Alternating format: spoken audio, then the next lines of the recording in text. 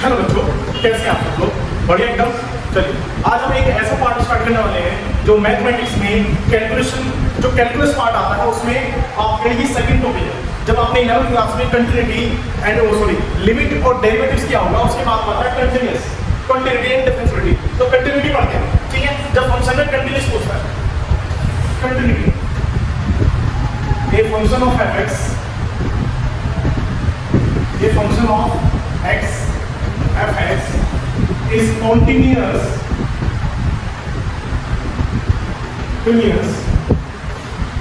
if at point x is equal to a, ठीक है। x is equal to a पर हमारा function continuous है। if कब बेटा, जब हमारी लिमिट की values limit x tends to a fx equal to होगा f a, ठीक है। डायरेक्ट वैल्यू जब आप फंक्शन में डायरेक्ट वैल्यू पुट करेंगे a और लिमिट में जो होता है वो दोनों इक्वल होते हैं, ठीक है। अब लिमिट की वैल्यूज को हम दो पार्ट में डिवाइड करते हैं। किस में? एक को तो डिवाइड करते हैं LHS और एक होता है RHS, ठीक है। LHS और RHS। अब देखिए LHS की वैल्यू क्या होती है? LHS की वैल्यू है limit x tends to a minus fx और एक होता है बेटा limit x tends to a plus fx और इक्वल टू fa। यानी कि अगर आपके पास में कोई फंक्शन है और उसे चेक करना है कि वो कंटीन्यूअस है या नहीं, तो आपके पास में इन तीनों की वैल्यू क्या होनी चाहिए? सेम होनी चाहिए। यहाँ पर LHS, RHS और डायरेक्ट वैल्यू दोनों सेम होनी चाहिए। और जिनकी वैल्यूज का हमारे पास limit x tends to a minus fx, limit x tends to a plus fx और f, ठीक है। अब ये LHS और RHS हमने निकाली क्यों? देखिए, अगर मान के चलो कि हमारे पास में कोई फंक्शन है, ठीक है, उसमें एक ग्राफ जा रहा है, ठीक है। तो आपने किसी भी पॉइंट पर आपने चेक किया x इक्वल टू a पर, जो फंक्शन था वो उसके बिल्कुल लेफ्ट में और बिल्कुल राइट में आपने चेक करना है। तो इधर जो पॉइंट आपने लिया वो होगा x माइनस h, इधर लिया वो होगा x प्लस h, यानी कि x प्लस h और x प्लस h और x माइनस h। अब दोनों से देखो कि x माइनस h है क्या? h की इतनी छोटी वैल्यू है, h की इतनी छोटी वैल्यू है टेंड्स टू 0 है h, यानी कि जब आपको x से पीछे आ रहा है तो माइनस h करना पड़ेगा, x से आगे जा रहा है तो प्लस h करना पड़ेगा, ठीक है। पॉइंट a है आपका, पॉइंट a है, लेकिन हमने यहाँ पर x को क्या माना था a, तो पॉइंट a है, ठीक है, यानी कि a माइनस h और a प्लस h, ठीक है। तो पॉइंट a के लिए आपको पीछे आना है तो a माइनस h, आगे जाना तो जो पीछे आ रहे हैं क्या होगा? लेफ्ट हैंड, और जब आगे जा रहे हैं तो क्या हो गया? Right hand. तो left hand limit, right hand और डायरेक्ट वैल्यू, ये तीनों की तीनों चीज क्या नहीं जुड़ा? सेम आनी चाहिए, ठीक है। एक एग्जांपल लेते हैं, ध्यान से देखिए। अगर हमने फंक्शन लिया तो ये 2x प्लस 3, ठीक है। आपको चेक करना है x इक्वल टू 2 पर, ठीक है। तो कैसे चेक करेंगे आप? देखिए,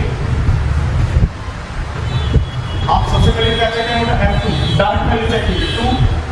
2 प्लस 3 कितना आया? 4 प्लस 3 आया 7। अब लेफ्ट हैंड लिमिट चेक करते हैं। लेफ्ट हैंड लिमिट के निकालने का तरीका क्या? Limit x tends to 2 minus fx।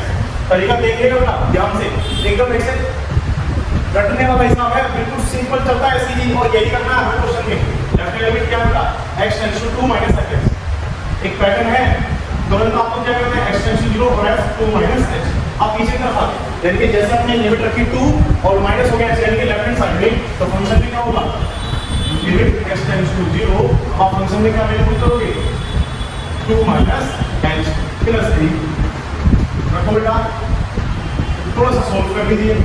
4 minus 2h plus 3, h की वैल्यू 0 पुट करो, लिमिट के अकॉर्डिंग पुट करते हैं। तो 4 प्लस 3 कितना है? वापस से आता है राइट हैंड पे आओ, जैसे लेफ्ट हैंड में माइनस करके चले ऐसे ही राइट हैंड पे करो। Limit x tends to 2 plus fx, यानी कि लिमिट आपने तुरंत क्या करना है? x टेंड्स टू 0 पुट कर देना है 2 प्लस h। और जब 2 प्लस h हमने किया तो क्या होगा? Limit x tends to 0, function में क्या करोगे? 2 प्लस h प्लस 3, h की वैल्यू 0 पुट कर दो। 2 प्लस 0 प्लस 3, 2 प्लस 4 प्लस 3 कितना है? 7 है, तो 7 7 और 7 तीनों वैल्यू सेम आ रही, तो क्या होगा? LHS is equal to RHS और इक्वल टू डायरेक्ट f2, तीनों सेम आ रही, तो इसका मतलब है कि fx is continuous at x is equal to 2। ये तो ये करना है, ठीक है। तो ध्यान से देखो, अगर फंक्शन कुछ भी आपका, अगर आपने direct value, left hand limit और राइट हैंड लिमिट तीनों प्रूफ कर दी, तो फंक्शन प्रूफ हो जाएगा कि दिस फंक्शन आर कंटीन्यूअस। ठीक है। तो अभी तक हमने एक पॉलिनॉमियल फंक्शन लिया जिसमें क्या थे, लीनियर 2x+3, आप कुछ भी ले सकते हैं, ठीक है। और तो बस ध्यान रखना कि अगर फंक्शन कंटीन्यूअस है तो कंडीशन किसको फॉलो करेगा, लिमिट वैल्यू और डायरेक्ट वैल्यू दोनों क्या होनी चाहिए, सेम होनी चाहिए, ठीक है। अब हमारे पास में जो लिमिट वाली वैल्यू है वो दो पार्ट में नहीं बनेगी, एलएचएल और आरएचएल, ठीक है। इसको ध्यान से देखिए, इसमें ज्यादा इंट्रोडक्शन की जरूरत वैसे है नहीं, ठीक है। बस ये ध्यान रखिए कि फंक्शन कंटीन्यूअस को चेक कैसे करना है, जो कंटिन्यूटी हमारे फंक्शन की चेक करने के लिए कि हमारा जो ग्राफ है जो बन रहा है वो ब्रेक तो नहीं हो रहा है और ब्रेक किस पॉइंट हो रहा है, ठीक है। तो उसको चेक करने के लिए हमारे पास में तरीका है एलएचएल, आरएचएल और डायरेक्ट। अगर तीनों में से कोई भी अनइक्वल होगी तो हमारा फंक्शन हो जाएगा डिसकंटिन्यूअस, ठीक है। एक एग्जांपल ये हुआ, एक और देखिए, ठीक है। इसको ध्यान से देखा, जैसे fx आपने लिया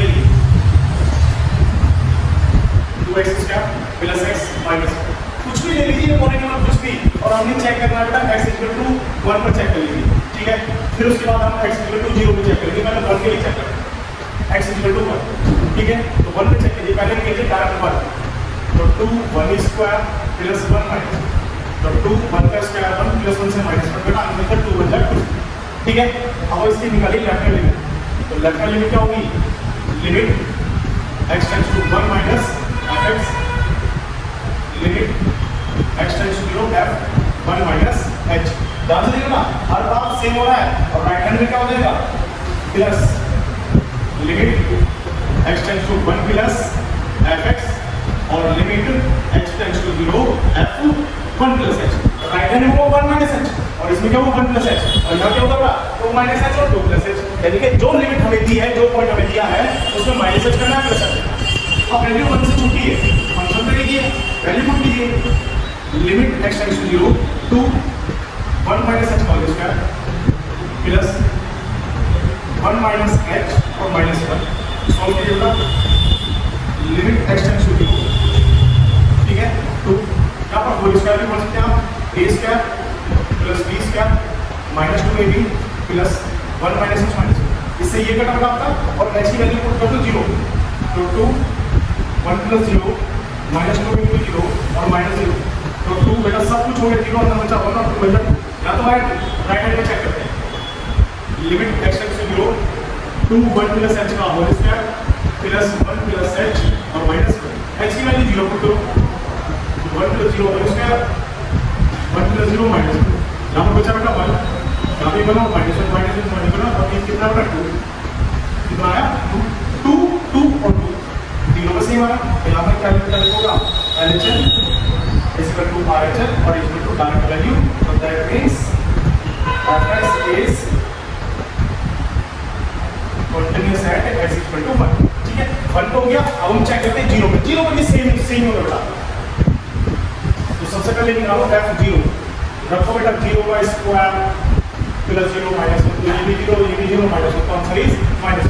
लेफ्ट हैंड चेक करते हैं, लेफ्ट हैंड क्या आएगा, लिमिट x → 0 - fx, next line limit h → 0 f 0 - h, यानी कि f का जो लिमिट है उसमें से -h हो गया, वैल्यू पुट कीजिए, limit x → 0 2 0 - h whole square + 0 - h -1, h की वैल्यू जो आपने 0 पुट करोगे बेटा, तो यहाँ भी क्या हो जाएगा 0 - 0 होल स्क्वायर 0 - 0 - तो बेटा ये भी 0 बचा -1, answer is -, same pattern same है, ठीक है। सेम ऐसे ही आपको आगे चलना,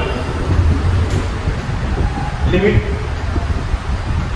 x → 0 + fx, नेक्स्ट लाइन हमारे पास में क्या आती है, नेक्स्ट लाइन होगी आपका 0 + h।